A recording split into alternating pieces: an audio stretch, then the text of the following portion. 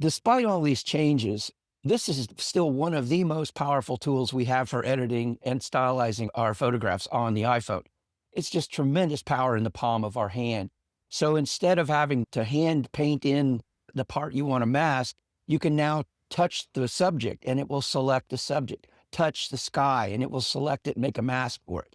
So you can edit one image, copy those adjustments from that image, and paste them to 10 other images all in one fell swoop. I've been photographing infrared photography with my iPhone since the iPhone 11, and you can process your infrared images here. I do like to start them in Lightroom, but I finish them in Snapseed because there are some adjustments in Snapseed that I can't replicate anywhere else. And so I finish a lot of my work there.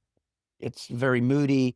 It evokes a whole lot of different kind of response. And Snapseed lets you take a color image, and there are several different ways that you can convert it to black and white.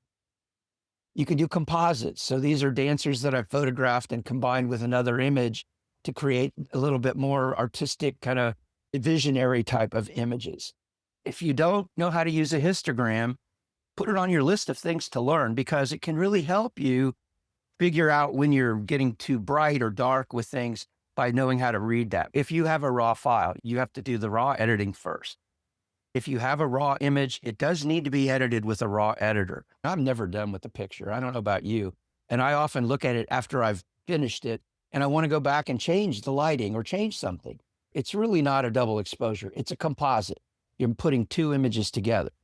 So an image that was a throwaway now has become something that I can work with. Now, skin smoothing is not necessarily to make someone look younger. I think it gets a bad rap for that. It really gives skin a glow. Now if you go way up, you can make him a demon, which is way too much. It's really easy to do too much.